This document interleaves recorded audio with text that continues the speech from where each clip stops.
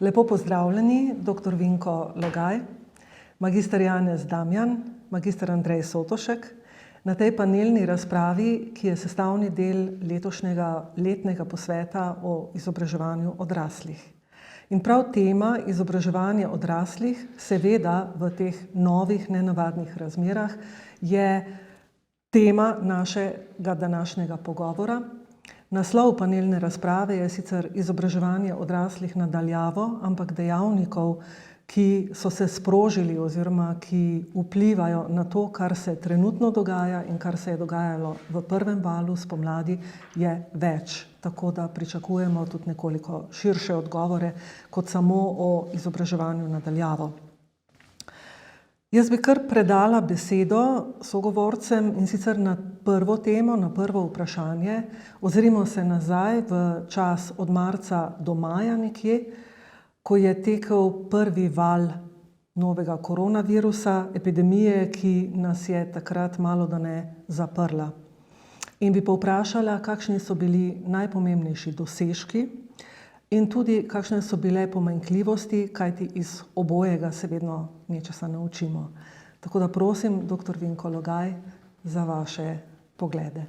Ja, zdaj v tem spomladanskem času smo se v Sloveniji prvič srečali s situacijo, da na področju izobraževanja po celotni vertikali ni bilo možno priti v šole. Zdaj tisto, kar se mi zdi zelo pomembno, pa se včasih celo pozabi, je to, da izobraževanje na daljavo, torej v nobenem primeru ne more biti enako izobraževanju v šoli. Predvsem smo govorili o izobraževanju na daljavo. V formalnem izobraževanju mladine govorimo o pouku, ki ima še vrsto drugih dejavnosti, ni zgolj usmerjen v dosežke na področju znanja, tu gre še za socialne veščine in vse ostalo, kar sodi v šolski prostor.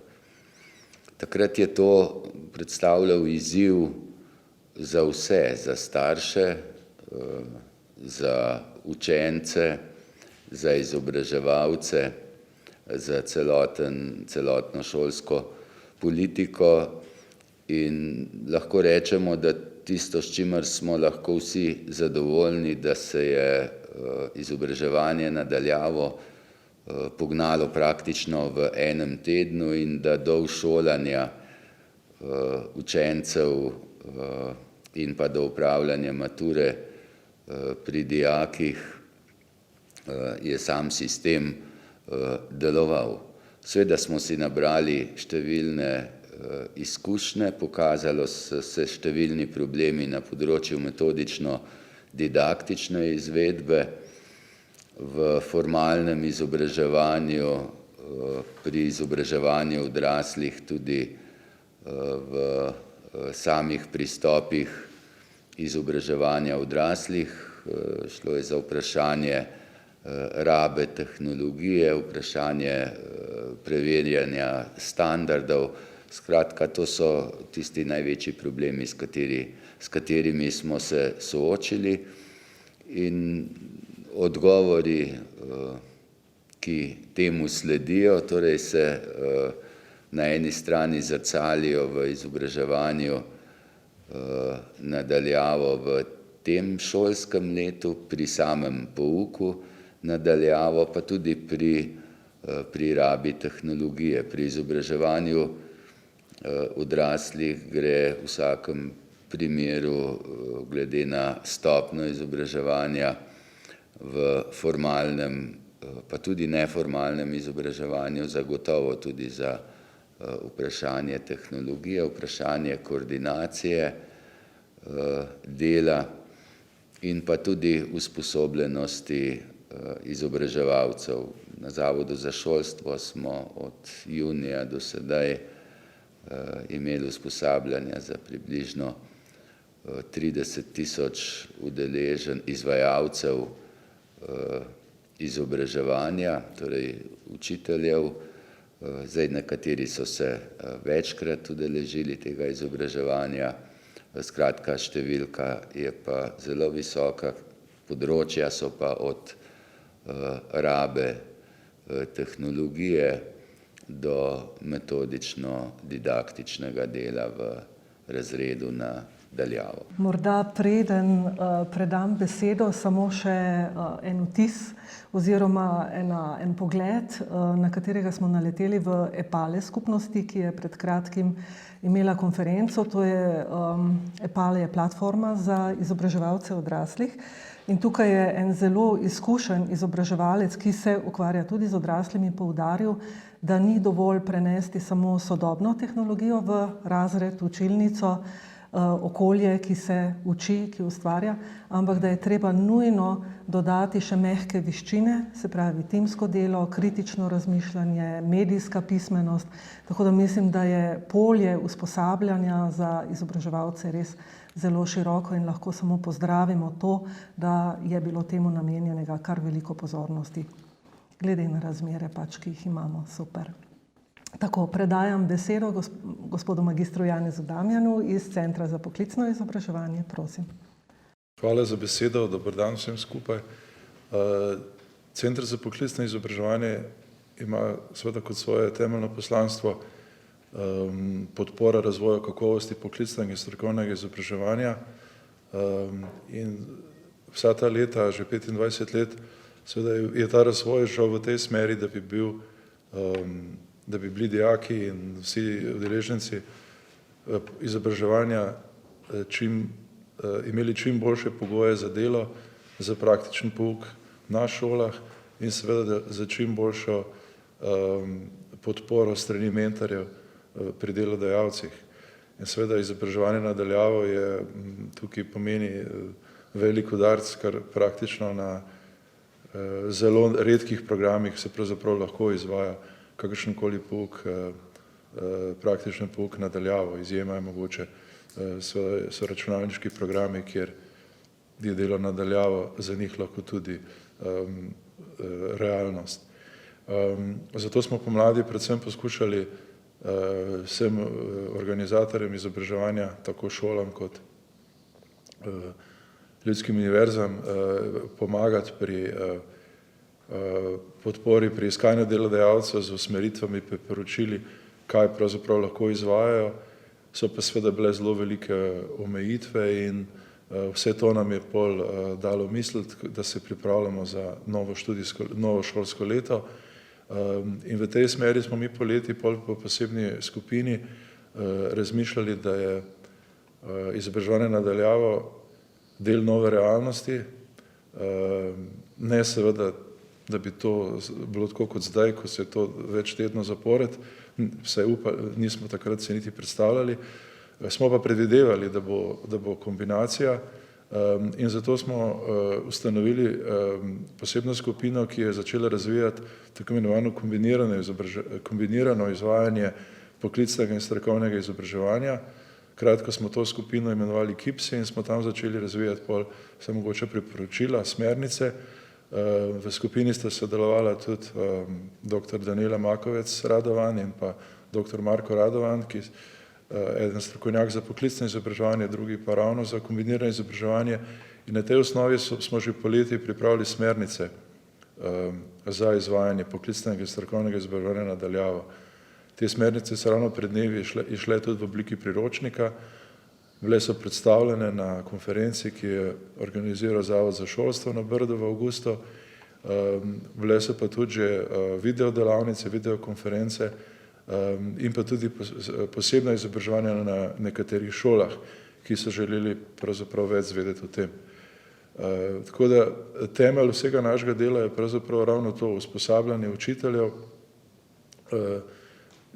zato da so bolj fleksibilni pri načrtovanju izvedbenega kurikula, da seveda grejo ven iz te klasične sheme 45-minutne šolske ure, ampak da seveda razmišljajo o pouku, o izobraževanju veliko bolj fleksibilno. Tako da jaz mislim, da je tukaj to pravzaprav naš največji dosežek, da smo si nekako postavili platformo, iz katere izhajamo in pravzaprav je na tej osnovi potem možno ne samo spodbujati k fleksibilnosti, ampak tudi pravzaprav oblikovati dejanske rešitve s posameznimi kolektivi. Zdaj slabost, ki se je pokazala oziroma pač pomanjkljivost z vidika izobraževanja odraslih je ta, da je prej naša komunikacija res bolje potekala, pa pač seveda imamo vse naslove izvajalcev po šolah. Izkazalo je seveda, da tukaj je potrebno se bolje povezati, zato smo v ta namen imeli poseben sestanek s skupino predstavnikov izobraževanja odraslih in smo se tudi dogovorili, da naša komunikacija poteka bolj neposredno preko njih in da pol oni posredujejo vsem članom ustreznih združenj. Tako da mislim, da smo tudi to zdaj nekako uspeli rešiti in da vse to, kar delamo, je dostopno na spletni strani, na naši spletni strani, hkrati vsi posnetki so tudi tam, vsa gradiva, vsi izvajalci poklicnega strokovnega izobraževanja pa so o tem redno obveščeni. Hvala lepa tudi za te informacije, ki so dokaz tega, da ni tako, kot nekateri včasih zlasti prek družbenih medijev očitajo, kaj smo pa delali vse poletje, namesto da bi se pripravljali na novi val. Pripravljali ste se, pripravljali smo se in skušali res potegniti lekcije iz tega, kar se nam je spomladi dogajalo. In podobno je tudi na področju neformalnega izobraževanja odraslih, kaj ne? Gospod direktor Andragoškega centra, predajam besedo, izvolite. Ja, hvala Zvonka za besedo. Seveda zdaj lahko rečemo, da smo tudi mi, tako kot i ostali, čez noč padli v novo situacijo, kateri smo se mogli prilagoditi. Način dela in pa seveda poslovanja smo iz ustaljenih tirnic in pa organizacijskih oblik morali prenesti čez noč na poslovanje daljavo. Tako da smo tudi na Andragoškem centru Slovenije pristopili zelo hitro k vsem aktivnostim in pripravam podlag za uspešno delo tako zaposlenih na daljavo in pa poslovanja, kot tudi sodelovanja z izvajalskimi organizacijami in pa omrežji, ki so nekako potrebovali informacijo, mnenje, napotke, smernice in pa svetovanje. Tako da lahko rečem, da smo v te dve nalogi relativno hitro in dobro opravili in da je poslovanje teklo nemoteno. Predvsem zaradi usklajenega dela celega tima in pa seveda vodstva, ki se je relativno hitro in uspešno reorganiziralo v smislu novih razmer. Hkrati smo seveda bili prisiljeni poiskati in pa uporabiti nove komunikacijske kanale, kot so spletne aplikacije, Microsoft Teams in pa Zoom. Tako da smo zelo hitro vzpostavili komunikacijo timov, potem strokovnjakov na posameznih področjih, nalogah in projektih in pa začeli zelo hitro komunicirati tudi z našimi kolegi v praksi, se pravi izvajalci in pa z izvajalskimi mrežami. Vzpostavili smo sistem komunikacije preko teh aplikacij spletnih in pa pripravili na spletni strani Andragoškega centra posebne kotiček, kjer smo nekako pripravljali vse informacije, navodila, nasvete in pa seveda priporočila, tako z naše strani, kot tudi z strani ostalih nacionalnih inštitucij, kot so ministrstva, tu mislim predvsem na Ministrstvo za izobraževanje, Ministrstvo za delo in pa za zdravje, ter ostalih nacionalnih zavodov, kot sta Zavod za šolstvo in pa Center za poklicno izobraževanje, kjer smo povezali njihove informacije z našo spletno stranjo in nekako vzpostavili ta most komunikacije tudi na formalnem izobraževanju. Tu mislim, da smo dodali svoj del še v splošno neformalnem izobraževanju in pa v področju podpornih dejavnosti in tako smo nekako vzpostavili z vsemi omrežji ustrezno komunikacijo in stik. Prišli smo tudi takoj na pripravo določenih aktivnosti in pa izvajanja programov ter podpornih dejavnosti preko spletnih aplikacij in pa nadaljavo, tako da smo že prve izobraževanja in pa usposabljanja pripravili v obliki izobraževanja nadaljavo. To mislim predvsem na področju svetovanja, na področju nacionalnih kvalifikacij in pa testiranja temeljnih kompetenc preko spletnega orodja SVOS. In mislim, da je to delo dobro teklo. Kaj je bilo nekako naša izkušnja, ker dejansko so bili nekakšni težave in pa izzivi, s katerimi smo se srečevali, predvsem v tem, da smo naleteli na problem ustreznega usposabljanja in pa novih znanj na področju spletnih orodij, tako zaposlenih kot vseh ostalih, seveda potem vzpostaviti kvalitetno infrastrukturo, kot so oprema in pa vse spletne aplikacije. Pogrehali smo mogoče malo bolj aktivno vlogo Andragoškega centra pri koordinaciji preko Ministrstva za izobraževanje, kjer so zelo intenzivno potekali zlasti priprave in pa aktivnosti na področju formalnega šolskega sistema. No, seveda potem smo nekako tudi mi vztrajali, da so tudi odrasli vključili zraven in moram reči, da po epidemiji smo tudi mi nekako bili vključeni v te informiranje in pa okrožnice strani ministrstva, tako da lahko rečem, da je bila ta aktivnost kar uspešna.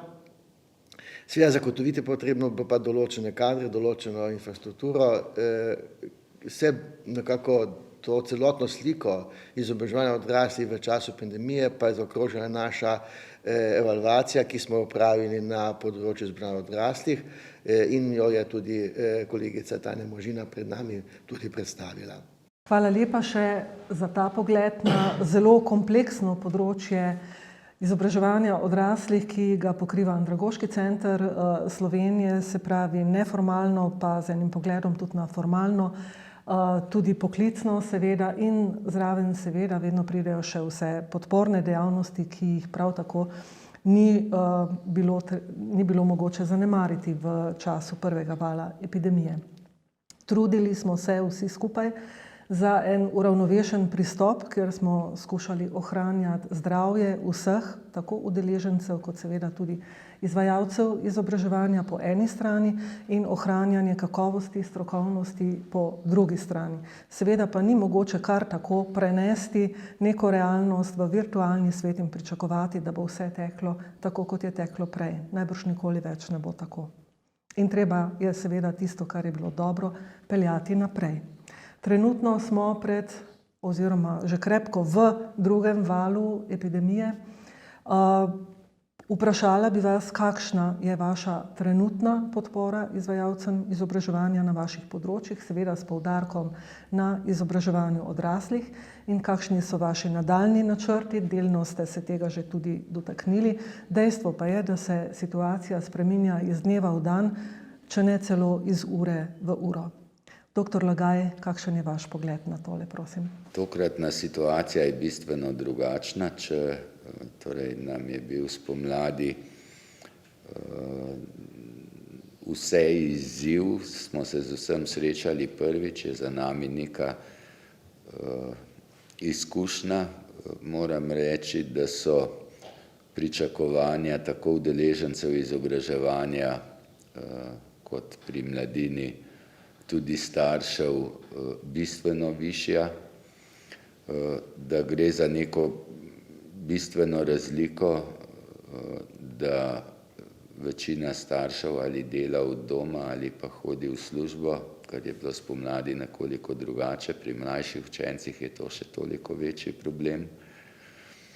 Hkrati pa so ta številna usposabljanja in tudi rezultati različnih raziskav prinesle informacijo, na osnovi katerih smo se lahko pripravili za bistveno bolje za ta jesenski čas. Seveda je pa pri tako velikem pogonu, kot je izobraževanje, kamor imamo vpetih več kot 30.000 učiteljev in vzgojiteljev, pa na drugi strani več 100.000 učencev in dijakov in odraslih, pa še pri mladini več 100.000 staršev, na koncu ugotovimo, da to zadane polovico prebivalcev Slovenije na nek posreden ali neposreden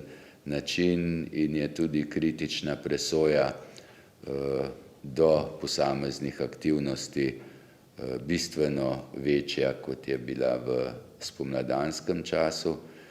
Tehnološko so večja pričakovanja. Je pa res, da smo ogromno aktivnosti usmerili tudi v samo izvajanje pouka. To pomeni, da je potrebno biti pozoren tudi na ta psihosocialni del, ki je močno prisoten, kadar vse stvari tečejo od doma in gre za problematiko socializacijskih dejavnikov. Verjamem, da v formalnem delu izobraževanja odraslih torej so sama pričakovanja ravno tako višja, kot so bila v pomladanskem času. Pa še ena bistvena razlika je, lansko leto smo imeli za seboj 68 oziroma 70% šolskega leta, letos se nam je začelo pa to na začetku šolskega leta in torej nas čakajo v tem letu še številni izzivi vključno s temi ob zaključku izobraževanja, torej zaključni izpit, poklicna matura, splošna matura, nacionalno preverjanje znanja, ki je nek kazalnik na ravni države, tako da torej zadeve so bistveno drugačne kot v preteklem šolskem letu.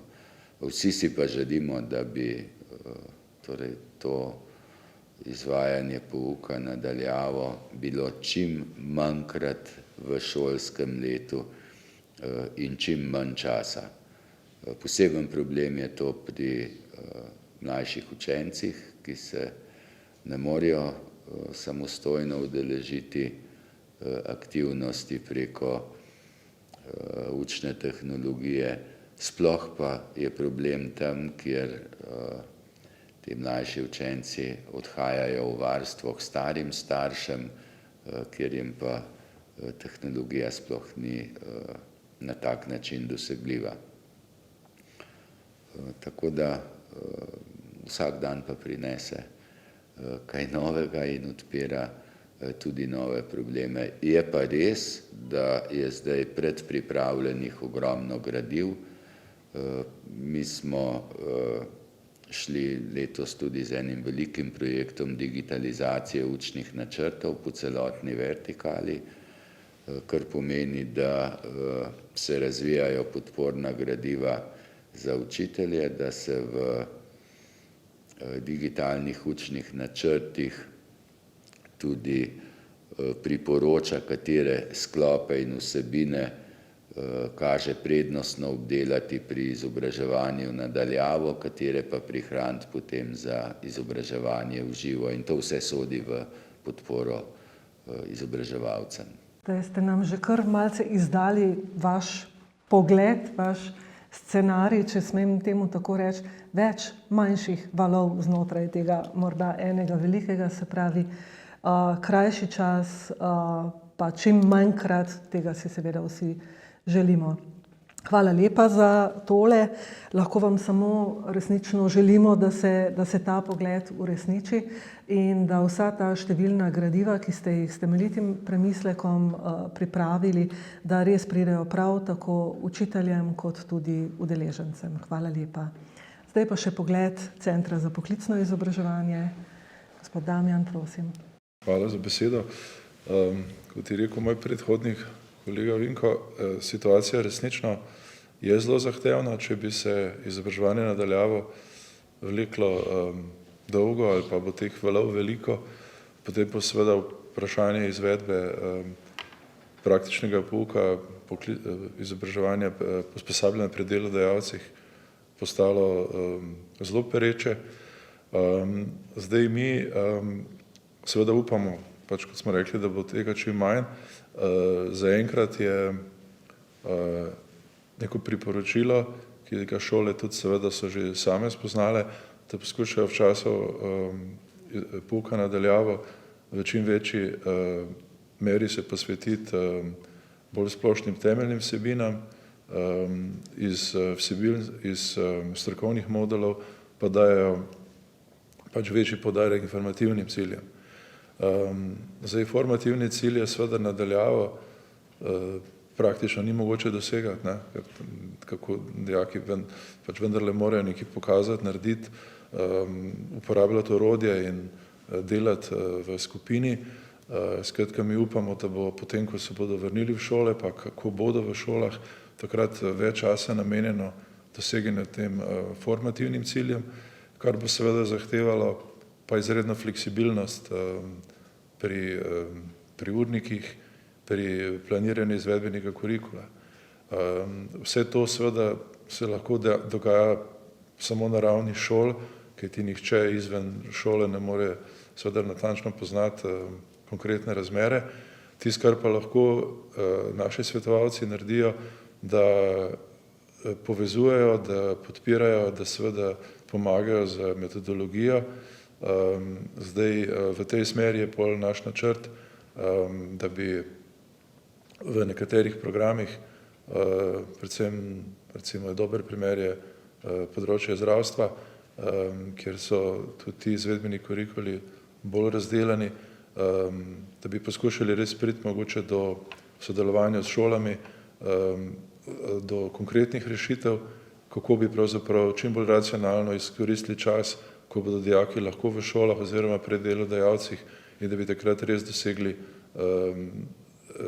vse te cilje formativne, ki jih je potrebno, tako da bi vsi takrat se temu čim bolj posvečali. Torej, naše delo bo šlo predvsem v tej smeri, da šolam, ki seveda se same zavedajo, da se je potrebno hitro odzivati in biti fleksibilen, pomagamo z določeno metodologijo in pa s pristopi in pa seveda potem z širjenjem tega znanja tudi ostalim. To je tisto, kar so naši načrti, ne. Zdaj seveda poskušamo podpirati tudi šole s tem oziroma vse izvajalce, da smo dosegljivi preko maila ali pa tudi preko telefona. Včasih je seveda že zelo veliko, jaz tudi dobivam pač tako kot vsi moji kolegi klice ali pa sporočila učiteljev. Se mi zdi, da včasih že zelo veliko, da lahko nekomu odpovedo svoje stiske. Zdaj mi temi izpovedmi ali pa predlogi so nekateri tudi zelo zanimivi. Ravno včeraj sem dobil predlog, da seveda, če rečemo, dijaki ne morejo v šole, lahko pa gredo delodajalcem, da bi vse tam, ker je možno, pravzaprav delodajalce čim bolj izkoristili. Ponekod so tam odlični mentorji, zelo dobri pogoji za delo in bi pravzaprav lahko mogoče tudi ta čas podaljšali, da bi pač vsaj ponekod dijaki izkoristili to priložnost. Zdaj, vse to so seveda rešitve, ki jih ni mogoče takoj implementirati ali pa komentirati, vemo, da obstajajo pravni okviri, je pa vsekakor naša obljuba, da bomo vse te dobre predloge pregledali, posredovali naprej, kajti ko vsi govorimo o fleksibilnosti pač na vseh nivojih, dejstvo je, da so to razmere, kjer je treba izkoristiti vsako priložnost, tudi mogoče čist izven tistega, kar se nam zdaj zdi sprejemljivo. Tako da to je pravzaprav to.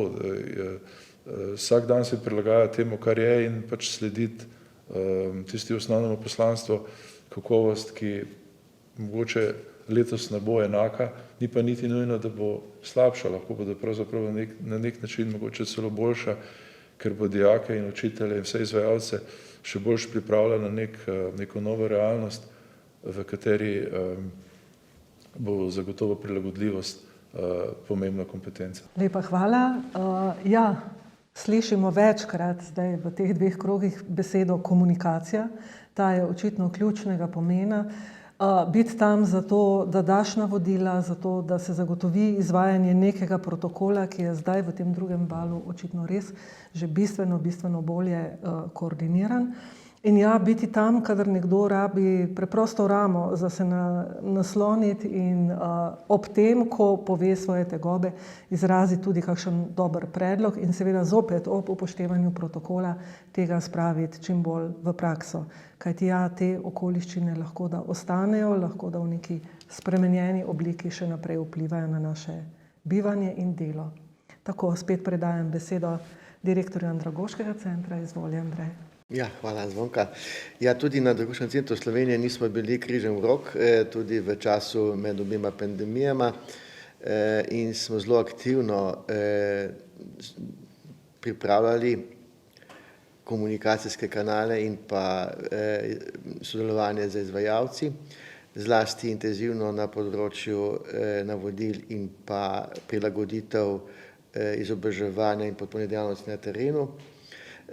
In seveda ažurirali tudi vsa navodila in pa priporočila strani pristojnih organov in pa ministrstev. Hkrati pa smo zelo intenzivno pristopili tudi k pripravi prenove programov usposabljanja popolnjevanja na nove oblike izobraževanja, zlasti na daljavo ali pa kombiniranega izobraževanja, kjer smo skušali pač vse te strokovne in pa didaktično-metodične metode prilagoditi novim razmeram. In izvajali smo že tudi izobraževanja na posameznih področjih, kot so projektno učenje za mlajše odrasle, svetovanje, vrednotenje, kakovost, osnovna šola za odrasle, temeljne kompetence odraslih, tako da se mi zdi, da smo tukaj naredili kar en takšen poskus optimalne nadgradnje stanja v novih razmerah. In seveda tu moram reči, da smo zelo tesno in zelo dobro sodelovali z vsemi izvajalskimi organizacijami.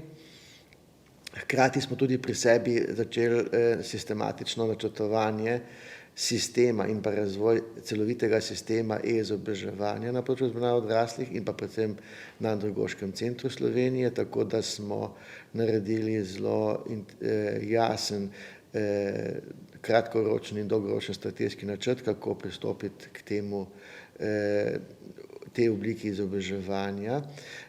In lahko rečem, da smo ocenili našo specifičnost na področju izobraževanja odraslih, heterogenost ciljnih skupin, heterogenost področij, tako da smo ugotovili, da potrebujemo svoj sistem izobraževanja, e-izobraževanja, in sicer smo pripravili samostojno platformo e-izobraževanja z ustreznimi učilnicami, e-učilnicami preko Moodla za različna področja in pa programe. Tako da smo naleteli tudi na druge ovire, ki smo jih morali odpraviti, to je predvsem pomanjkanje strokovnih znanj, kompetenc in spretnosti na vseh področjih in vseh strokovnih delavcev, ki se vključujejo v e-izobraževanje. Tako podpore, kot je IKT podpora, kot je organizacija, kot so mentori, kot so učitelji in pa predavatelji, ki so potrebovali ta znanja, tako da smo sistematično začeli usposabljati vse te strokovnjake za nov način izobraževanja in usposabljanja. Hkrati smo tudi nekako ugotovili, kaj je tisto, kar nam še primanjkuje. To je predvsem infrastruktura, to so predvsem dodatni ljudje, ki jih sedaj potrebujemo, kajti vemo, da e-izobraževanje je bistveno dražje kot klasično izobraževanje in da rabi bistveno večji tim strokovnjakov, ki podpira izobraževanje, tako da je tukaj seveda naloga tudi na našem področju, da se sistematično skušamo in lotimo aktivnosti za zaposlovanje novih kadrov na tem področju in pa predvsem v tem, da nekako vztrajno gradimo skupno koordinacijo, nacionalno koordinacijo na tem področju, tako med vsemi nacionalnimi zavodi, ki pokrivamo posamezne segmente in pa podpodročja izobraževanja, vzgoje in izobraževanja, kot tudi Ministrstva za izobraževanje, tako da je ta komunikacija, to timski pristop in pa seveda skupni strateški premislek še kako pomemben in na mestu, da dosežemo te optimalne cilje, ki smo si jih zastavili. Hvala lepa, Andrej, še za ta pogled. Ja, zdi se, da je v teh časih v ospredju tehnologija, ampak hkrati ste vsi po vrsti poudarili, v ospredju so ljudje, usposobljeni, zavzeti in takšni ste tudi vi. To ste danes pokazali s svojimi nastopi in prav malce me daje radovednost, da bi vas še nekoliko bolj po osebni plati vprašala, če bi morda lahko v eni besedi, enem stavku povedali, katero je tisto temeljno načelo ali temeljna vrednota, ki jo zasledujete pri tem, ko ste pravzaprav sleherni dan postavljeni pred nove izzive, ko morate poskrbeti ne samo za svoje ustanove, ki so nacionalne ustanove, ampak preko teh tudi poskrbeti za zavzetost ljudi, ki delajo pa neposredno z udeleženci, torej učitelji, izobraževalci. Gospod Logaj, ena beseda, en stavek. Jaz bi to morda v 3 točke povezal. Prva se mi zdi predvsem pozitiven pogled na probleme, ki se dnevno odpirajo in jemanje problemov kot izzive. Drugo, kar se mi zdi zelo pomembno, je zaupanjem posameznikom, ker je velika večina pripravljena in zmožna iskati posamezne rešitve in jih tudi najde. In tretja se mi zdi pa povezovanje, tako znotraj inštitucije med kolegi, kot tudi medinstitucionalno do ministrstva, kar lahko rečem, da smo v tem obdobju zelo dobro sodelovali. Gospod Damjan? Ja, hvala. Zanimivo vprašanje. Verjetno se res ne da povezati z eno besedo. Podobno kot je rekel kolega Vinko, seveda pozitiven pogled na svet je tukaj ključen. Malodušje, do njega pride, ljudje so utrujeni, smo utrujeni in seveda je potrebno sodelavce, učitelje in pač vse naše partnerje pogosto spodbujati, dajmo zdržati, čeprav ne dajmo zdržati, da bo spet vse tako, kot je bilo nekoč, ker ne bo, ne. V bistvu se učimo za novo realnost. V tem letu, odkar sem na tem delovnem mestu, sem bil nekako deležen sodelovanja pri 3 takih pobudah. Takoj, ko sem prišel, smo govorili o digitalni pismenosti, je bil en projekt, pa potem skoraj vzporedno je nastal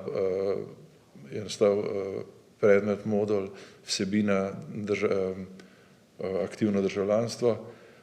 Potem sem postal član sveta za podjetnost, pa stalno je nekje v zraku tudi projekt za trajnostno usmeritev. In pravzaprav je zanimivo, da skoraj vedno so bile pobude, da bi moral biti to poseben predmet, pa posebna vsebina, pa tako naprej. Meni to nikoli pravzaprav se ni zdelo blizu, ker digitalna pismenost, trajnostna usmeritev, podjetnost, zavedanje o pomenu naših državljanskih dolžnosti in pravic, vse to je pač del tega, kar mora pač znati danes človek za uspešno življenje. To so pravzaprav ključne kompetence, znane iz 8 ključnih kompetenc, ki jih Evropska unija izpostavlja.